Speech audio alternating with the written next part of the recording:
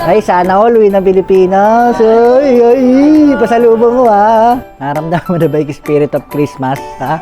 Saan ba maganda magpasko? Pilipinas, sa Japan lang. Kung ano yung ginagawa ko ngayon, guys, ayun din yung nangyayari kapag Pasko at bagong taon dito. Hi guys, samahan niyo po pala kami sa simpleng buhay namin sa Japan. This is Airi, and this is Akira, and this is Mami Lita, and this is me, Makolis Vlog. Let's go! Hi guys, mapagpalang araw sa inyo. Today is December 18, araw ng Huwebes at nalalapit na pala ang Pasko, pero hindi natin nararamdaman dito sa Pilipinas, dito sa Japan, no? At ang nakakalungkot pa doon, guys, yung mga kabagang natin ay yung relative si Mami Lita pati mga kapatid ay nasa Pilipinas na sila ngayon at tayo ay nandito lang sa Japan, no? Na si Mami Lita. Baka dumaan muna namin ng daily. May bibili ba tayo doon ngayon? Ha? Medyo gumaganda pala yung trabaho natin ngayon. Ha? Sabi ko kung may bibili ba tayo. Wala kasi 6:01 lang. 6:01? Sa kaya na oras na ba? 53. Ay, wala tayo bibili. Bili mo muna ako ng ano. So yun, no? Kaya kung mapapansin nyo, kami na lang yung lumalakad yung Mami Lita kasi nakauwi na ng Pilipinas yung mga kapatid niya, no? Pati yung ibang relatives natin ay nandun na. So naranasan na nila yung simbang gabi. Dito ay wala. Yung Pasko kasi dito, guys, sa Japan, isa ordinaryong araw lang, no? Bibihira kasi yung mga Roman Catholic na Japanese, no? Puro Buddhist. Kaya hindi ganong walang mga Christmas decoration at wala ring mga Christmas tree at walang mga pailaw ng mga Christmas light ay wala. So daan muna kami ng daily. Ang tuwing umuwi kasi kami, guys, ay dumaan na kami ng daily. Ha? 6:01 pa lang. Ano oras ba? 54 pa lang. Meron pa tayong 5 minutes para bumili. Kaya nga, mapapansin nyo, guys, no? Walang mga Christmas light, no? Sa atin, tad-tad na ng mga Christmas light at mga caroling dito ay wala. Uy! Oy, te, ano yan? Ano na, nagpa-friend na. Ay, sana all uwi ng Pilipinas. Ay, pasalubong mo ha. Grace, ay, pasalubong ha.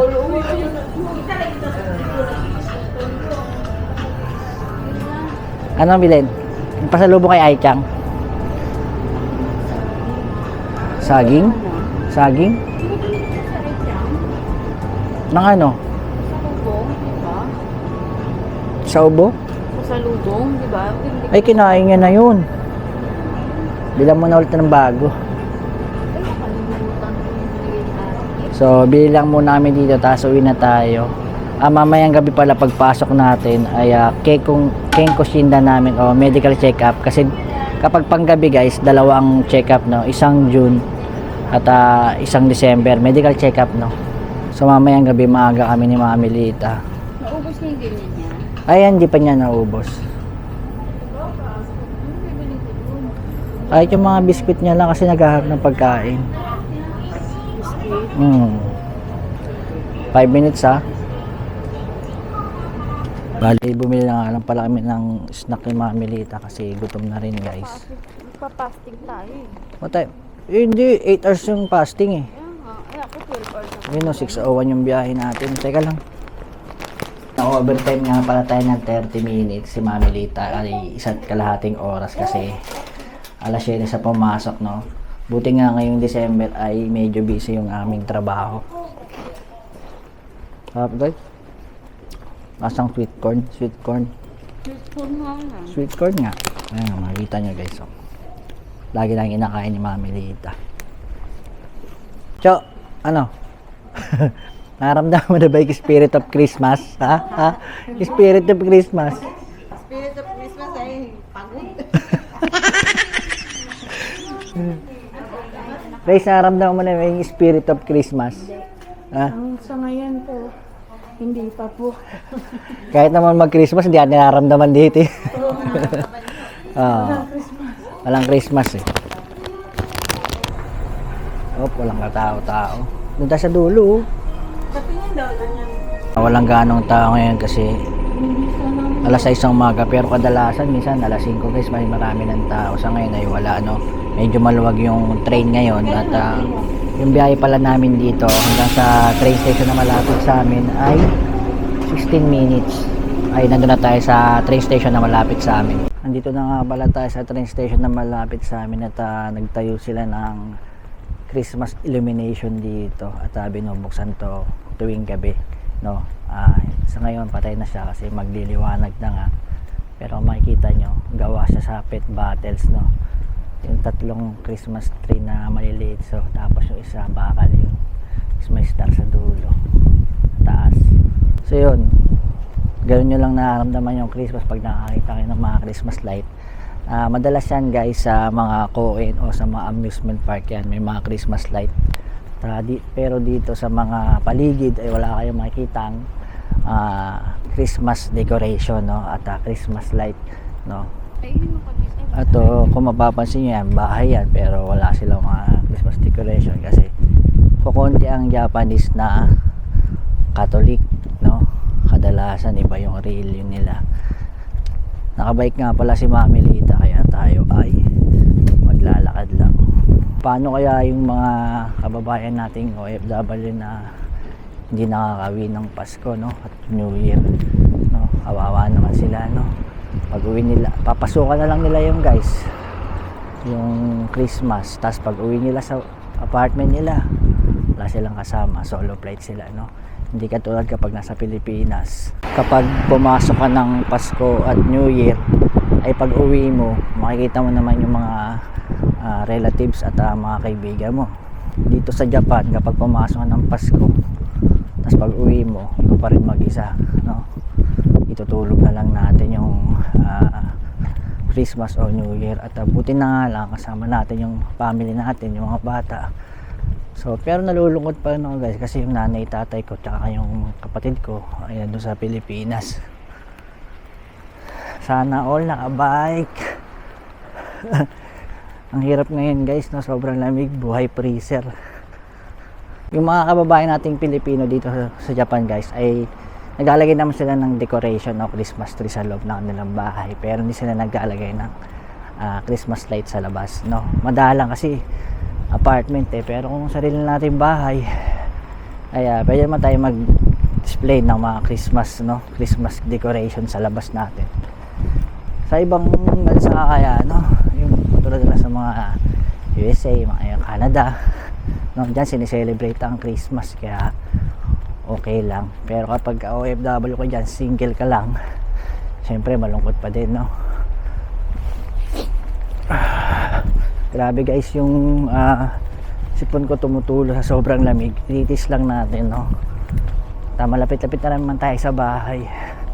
Today nga pala hahatid ko yung bata, no, si Ate Akira at si Bunso ay sikasuhin natin pagkatapos na kumain ni Mami Lita.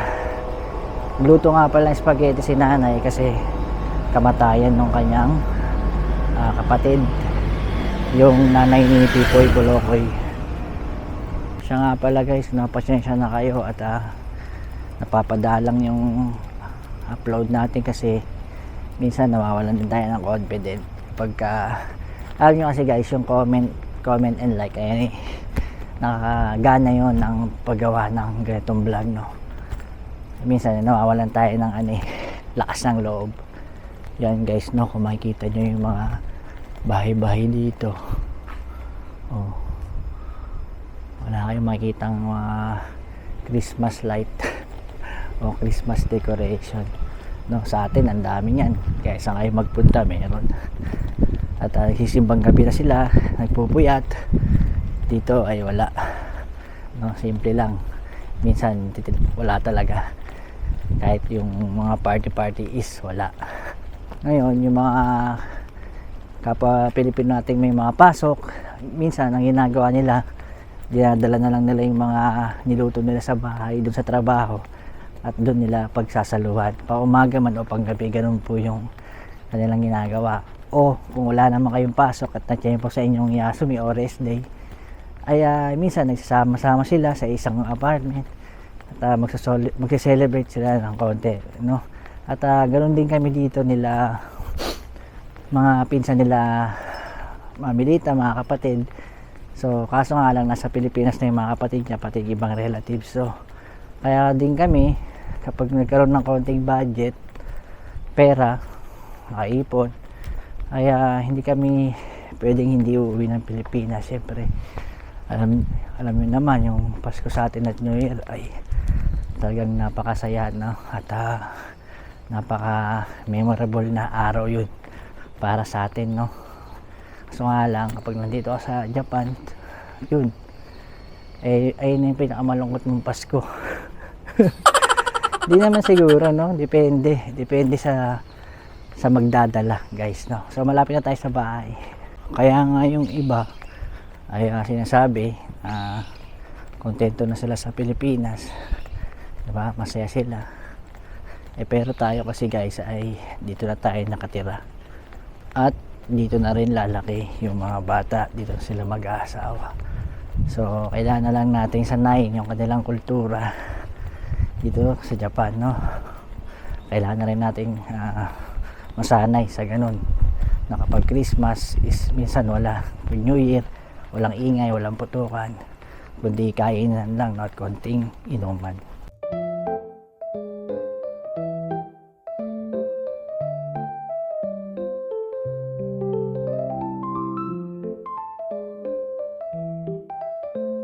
So 6:35 na at dito na tayo sa bahay. Alas 7 sising na si Ate Akira, si Bunso ay 7:30. So may pasok sila ngayon. Bukas is Friday, December 19. Last day na nila sa school, na pinaalam natin sila. Bali, ito nga pala yung papel ng medical check-up natin mamaya. Yung medical check-up namin ay gagawin mismo sa company lang namin. At pupunta lang doon yung mga medical staff. Tapos yung x-ray ay nakabus lang, no? Sa bus mismo, sasakyan na bus, no? Nandun yung x-ray natin. So mamaya ko lang ito pipila pa, na tinutusan ako ni Mami Lita na kumuha ng pansit doon kay Pipoy. Sabay niya na Pipoy Kolokoy kasi kamatayan nga ang nanay niya, si Pipoy, yung kapatid ni nanay, no? So yung mas matanda yung kay nanay ng si nanay kasi ay pangalawa sa bunso, no? So may bunso pa, tapos si nanay, tapos yung nanay ni Pipoy. So kamatayan ngayon, kuha tayo ng pansit. Yung spaghetti ay nandyan na, inininta ni Mami Lita. So punta muna tayo sa kabila. Nagdala na rin pala ako ng plato natin, no? Para dito na ilalagay yun. At yun nga, balik tayo sa usapang Pasko, no? Sa akin okay lang naman na hindi makauwi, pero syempre nandun yung mga magulang ko. Syempre hindi ko rin nakakasama, ilang taon ko na rin hindi sila nakasama Pasko. Pero noong 2024 ay nakasama ko nga sila, pero saglit lang dahil nga maraming lakad. Yung nanay ko ay hindi ko nakasama kasi nasa Pangasinan. Naubos na rin yung oras natin para magkita kami. Ay, kung sa akin lang, guys, nung pwede lang umuwi taon-taon sa Pilipinas para magpasko at New Year, no? Kung mayaman lang tayo, bakit hindi? Siyempre, kapag umuwi tayo, pamasahe pa lang ay napakamahal. Depende na lang kung makakuha tayo ng promo ticket sa Cebu Pacific, diba? Pero sa akin lang, gusto ko talaga lagi doon sa Pilipinas magpasko at New Year. Kayo po, yung mga kababayan ko nandito sa Japan, o nasa ibang bansa, saan man sa sulok ng mundo, saan nyo po ba gusto magpasko? Yung kasi siguro yung mga kababayan natin dito na nakatira ng matagal, no? Mga 20 years, ay nasanay na siguro na lagi dito na lang sila. Kasi meron nung kasamahan na yun, mga hindi na talaga umuwi, no? Dito na talaga sila nasanay, no? Parang natural na lang yung Pasko at New Year, parang normal na araw na lang, diba? Pero kasi tayo, namimiss rin natin yung mga kasiyahan, mga kulitan ng mga kaibigan, yung ingay ng mga paputok, no? Tapos pag namimili tayo sa mga divisoria, yun ang nakakamiss, guys, sa Pilipinas. Yung kakain ka nung mga kung ano-anong lutong pang Pilipino, ano. Dito rin naman, guys, na nakapagluto tayo ng mga pagkain Pilipino kapag Christmas o New Year. At nagtitipon-tipon din naman kami. Paano kasi? Paano naman yung mga walang makasama, no? Ay, iba talaga yung buhay sa ibang bansa. Pasensya na kayo guys, no? At gato lang muna yung vlog natin. Tamang istorya, tamang usap na lang tayo. Buti nga nandiyan kayo, nakakakwentuhan at nakakapaglabas ako ng mga istorya, ano. Dito na nga pala tayo sa ano, mapapansin nyo guys, wala yung sasakyan ni Bayaw Anthony tsaka ni Bayaw Mark. Nagpark na sila doon malapit sa Narita, no. Matagal pa lang ay nakapagpa-reserve na sila doon. Meron kasing parking lot doon sa malapit sa Narita, kung tawagin ay USA parking yan, nasa screen. 3 months before kung puwi kayo ng Pilipinas, pwede kayo magpa-reserve dyan. Sa isang buwan ang gasto siguro dyan guys ay Ichimang Sangsen o 13,000 yen, no. Isang buwan na yun guys, no, na bayad sa parking. May shuttle bus yun na ihatid kayo sa Narita. Nagdala pa ako ng lalagyan guys, naka-ready na pala, no. So yan, pansit canton niluto ni Monique, yung asawa ni Pipoy. Kain na tayo, gutom na rin. So bali ito na yung spaghetti luto ni nanay para sa kanyang kapatid. At pansit, ito muna kakain natin, no. Yung papel natin sa medical, mamaya natin susulatan. So yun guys, no, dapat fasting kami ni Mami Lita ngayon dahil nga kukuha lang tayo ng dugo mamaya gabi. So 7:30 yung medical namin, maaga kami nga alis.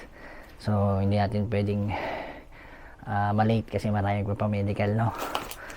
At kakain muna kami, nagugutom tayo eh, baka yung fasting, di bali ano oras pa lang naman guys, 7 pa lang naman. So meron pa tayong 12 hours, no, para sa fasting. So ganoon naman talaga ang oras para sa fasting, no?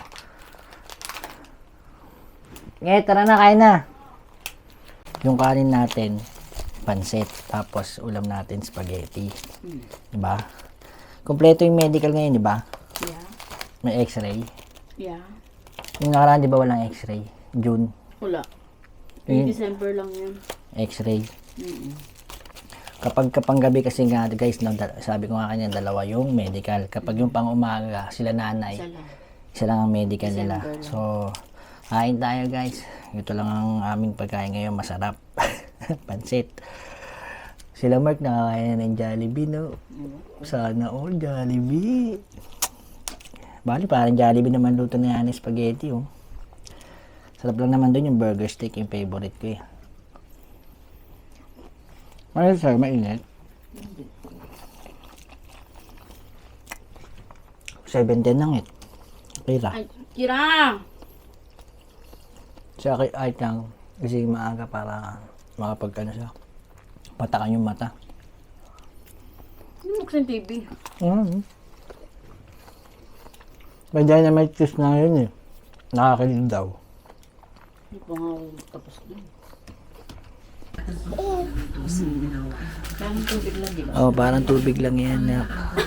Namumula kasi yung mata ni Irie, kaka-cellphone, yan. Oh, patak-mata kayo. Pero hindi siya mahapdi kaysa doon sa isa, no? Nabili ko nga pala to sa drugstore. Yan guys, pamatak talaga sa mata kapag yung mga bata may manood ng tab, namumula yung mata, yan. Yun daw ba yun? Hindi, nakukusot. Oh, meron pa doon isa. Nakita ko yung bata nanonood ng TV, malapit, tab. Dapat yung binili mo rin siya nun. Hindi, yun yung binigay. Baka daw may bakterya yung mata niya. Oo, kasi nagmumuta eh. Oh, yan yun. Umoy ka. Meron pa siya.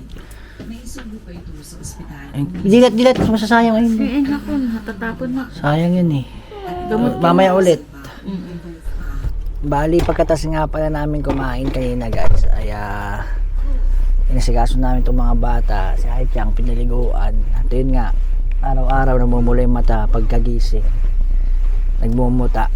Kaya kahapon nagtanong ako sa drugstore kung ano bang gamot doon.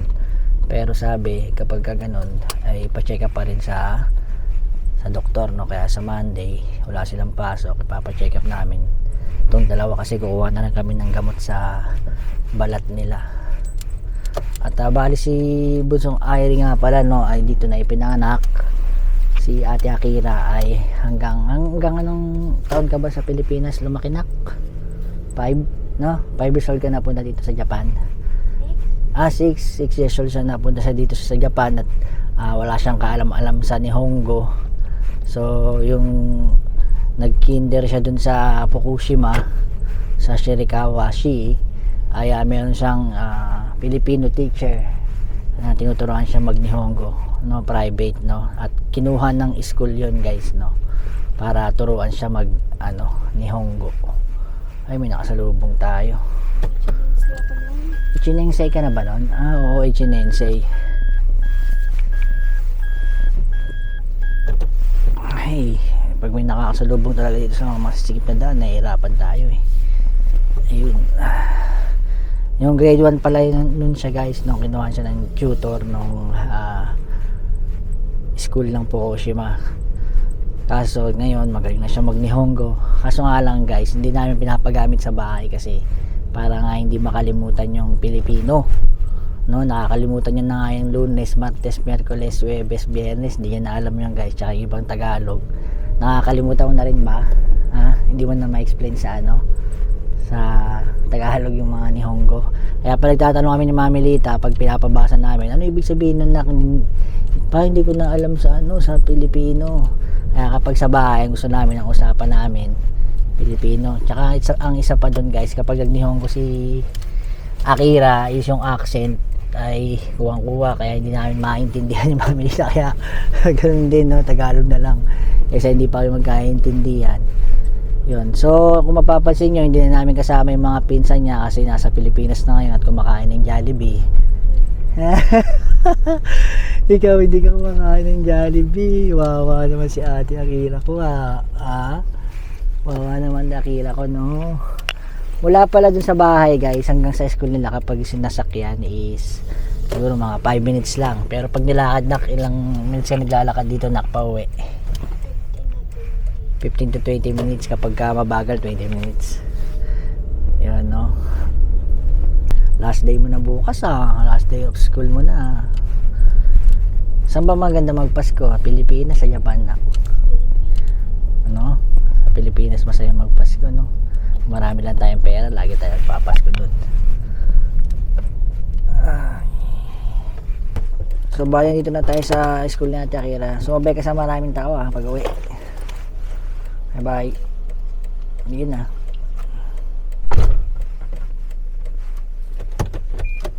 Sinasabi ko yun guys, sumabay sa pag-uwi sa mga tao kasi dati may nabalita, hindi naman dito mismo, sa ibang prefecture ay merong nangunguha ng bata, no, at nabalita na yun dito sa Japan. Kaya minsan pinag-iingat ko rin yung mga bata yun, sila Haru, sila Mia, sila yung mga pinsan niya, no, ay pinag-iingat natin, no. Bali si Ate Akira nga pala guys ay ilang beses na rin nakapag Christmas at New Year sa Pilipinas. Si Bunsong Irie ang naninibago, no, kasi nung pagka namili sa palengke yun, yung amoy ay nibago siya guys, yung amoy doon, tsaka yung kultura, tsaka yung init, hindi siya sanay pagka yung tubig na malamig pinanligo mo sa kanya ay hindi siya sanay, kasi doon nga kami ng 2024 kapag ka pinapaliguan si Bunsong Irie ay kailangan na may mainit na tubig. So sa ngayon makakauwi ulit tayo yun, at sana makabangan nyo yung pinaserye natin at ipapakita ko sa inyo kung saan ako lumaki, kung saan nahubog si Makolits, at makita nyo yung tatay ko, yung kapatid ko, at iba pa yung mga kaibigan natin. At syempre hindi mawawala yung pasyal vlog natin at kainan, no, handaan at iba pa, no. Sana huwag nyo kalimutan mag-subscribe guys, no, at pindutin nyo na rin yung bell button para updated po kayo sa aking mga videos, at paki-like na rin, at wish ko lang din po sana magkaroon kayong time para makapag-comment o may mga katanungan kayo, may mga request kayong vlog. Sa ngayon guys, no, yung dumpster na may nag-request sa akin dati, yung pulot-pulot ng basura, no, sa ngayon may bagong patakaran naman ng Japan, no, bawal na pulutin yung mga tinatapon na gamit sa labas. Pag nahuli kayo may multa na 50 lapad. Grabe guys, no. So balik na tayo sa bahay at papasukin naman natin si Bunso at mag-fill up na tayo ng form ng medical check-up natin mamaya. Sobrang lamig sa labas guys, napopros. Asan guys? Hi guys. Kaya napupurosbite yung kamay ni Papa. Malamig sobra. Ay ka na, kain ka na dito. Bali si Irene nga guys ay second time niya pa lang kung sakaling makakauwi ng Pilipinas. Na umuwi siya ng 2024. Ay nanibago siya. Nak, no, di ba no, nung pumunta tayo sa palengke na tinatakpan mo yung ano mo, ilong mo. Sabi mo mabaho. Palengke, maputik. Ang arte niya guys, no. Grabe, pati pagsakay sa jeep, sa tricycle, nanibago siya. So, medyo baby pa siya no, kasi ilan tong 5 years old. Ngayon, medyo may alam na siya guys. Kaya maganda panoorin si Ai-chan doon sa Philippines. Sa mga reaction niya, no. Pag sumasakay siya ng jeep, ng mga tricycle. Sarap spaghetti. Anong gusto mo kainin doon? Nagpapabili pala si Papa ng flashlight at red wine. So, samahan nyo ako sa Sunday at mamimili tayo ng damit. Damit at yung inuutos sa akin ni Papa na flashlight daw. Kasi manalas daw brown out. Pan-ready daw sa mga lindol. Patakan natin yung mata mo. Wala pala. Hindi, no. Kasi magaling tong gamot na to eh. Paano ba pinapatak kay mami dito daw? Sige, titin ako na. Paano ba to? Dito pipindutin. Ay, pala eh. Meals come in smaller dishes with variety, rice, soup, fish, vegetables, so your brain thinks you've eaten more than you have. Di lang. Sodas. No, all you Hindi, patakan natin yung mata. Yan natin. Wala pa. consistent times. Breakfast before 9, lunch by 1, dinner before 8. Wala. Why you hurt me? Siyempre, para magaling na yung mata mo. Lamig sa labas? Ang dami naman niya. Sarado yung pinto, ang lamig daw. Dami naman niya. Abis, sugas ako muna yung kutsara mo. Naman yan. Lakas kumain niya spaghetti, no? Ano gusto mo, Jollibee? Kumain ka ba Jollibee? Ano ba yung Jollibee? Ano pa gusto mo? Sesto. Prutos. Yung mga gusto mong bilhin dun. Yan na yung bus. Yan na. Bye-bye. Bye-bye, Chang.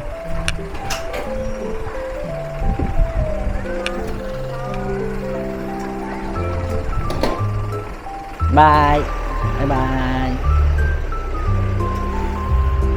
Genki si Ai-chan ngayon. Nakapasok na nga yung mga bata, guys. At tapon na ako ng bulok, no? Webes kasi ngayon. Yun, kung ano yung ginagawa ko ngayon guys, ayun din yung nangyayari kapag Pasko at bagong taon dito. Normal na araw lang. Ang pinagkaiba lang guys, no, dahil merong Nagayasumi. Ibig sabihin ng Nagayasumi, may mahabang bakasyon. Halimbawa 1 week, nagsisimula yan ng 24 o 23 sa mga bata at matapos ng 5, 4 and 5, basta matapat ng Lunes, pasokan na nila. Sa mga company rin guys ay merong Nagayasumi kapag Pasko at New Year. Pero guys, hindi lahat ng company ay nagkakaroon ng Nagayasumi.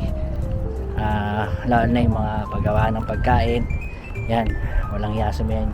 Pero kapag yung mga laundry, yan, merong mga Yasumi rest day na Christmas o New Year rest day, no? So, pipila pa muna yung medical natin at para makatulog na rin at maaga kami nga si Mami Lita. Sabi kasi ni Mami Lita, balak niya daw magsasakyan at kausapin yung kasamahan niyang may parking lot doon na nagrarenta kasi may sira yung sasakyan doon, hindi siya nakakapagdala ng sasakyan, kaya makikipark tayo doon kasi maaga nga tayong aalis mamaya. Bago nga pala tayo mag-fill up guys, may nagpapa-shoutout at Comini Teodoro, watching your vlog from Reno, Nevada, USA. We bought a vacation home in Japan because we watch your story there. I wish you continue success, Komi and Jan. Ma'am Komi and Sir Jan, shoutout po sa Jan sa Reno, Nevada, USA at God bless po. Ingat po kayo palagi. So fill up na. Fill up pa na nga natin to guys, no? Yung para sa ating Kenkushin o medical check up natin sa trabaho. Bali may pangalan na nga pala siya, tsaka ID number. Ayan yung ay mahirapan doon. So ang mga tanong naman ay English. Dati guys, Japanese to. Ngayon, English na, no? Bali ang mga tanong lang, questionnaire on medical check-up. Kung may sakit ka ba, or work history, at lifestyle. Yun lang mga katanungan guys na makita. Work history, tapos lifestyle, yan. So yes or no lang to guys, no? Tsaka kaya madaling sagutan. So sagutan natin at si Ma'am Milita mamaya magsasagot na rin, naghugas na ng plato. Tama, kasaing nga rin pala ako, no? Sagutan ko nga to. Nagbubuhat daw ba ng mabigat na bagay? Yes. Check ba? Check daw. Guys, nabibilugan natin yung iba. Bigyan ko lang kayo ng mga katanungan yan. Have you ever had a work experience handling da? Sabi ko no, yan. Kadalasan naman dito no eh. Ilang oras daw yung trabaho natin yung past month, your current workplace, 8 hours, yan. So to sa lifestyle na kasi tayo. Do you currently have a prescription for insulin injection or medication to lower blood sugar from? Syempre no, diba? Yan, napakasimple lang ng mga tanong guys, no? Pag natapos to, tapos na. Tapos mamaya dito sa likod, yan, nandiyan kung mapapansin nyo yan, dyan po ilalagay yung mga resulta, yung timbang, yung sa dugo, sa x-ray at sa iba pa, no? So ganun, simple lang tong medical check-up natin, no? So tapos na nga tayo mag-fill up guys, at nagkakarga lang tayo ng gas, tapos tulog na rin tayo. Ang lakas ng hangin, grabe. Maraming salamat nga po pala, no, sa mga nanood ngayong araw. At sana masuportahan nyo po yung pamilya ko, yung mga College Vlogs, no? At papasyal tayo at bibigyan tayo ng mga konting impormasyon tungkol dito sa Japan at paano kami nabubuhay bilang isang foreigner o Pilipino dito sa Japan, no? So paano? Mamimili tayo sa Sunday, kaya samahan nyo next vlog. At sa susunod ng vlog natin ay marami pa tayong magiging masayang content, no? At mga vlogs lalo yung pinaseri natin. Yan po ang abangan nyo guys, no? Hanggang dito na lang muna yung vlog natin. At sana ay nasayan kayo sa aking vlog sa araw na ito. Bye! Mga College Vlog, subscribe!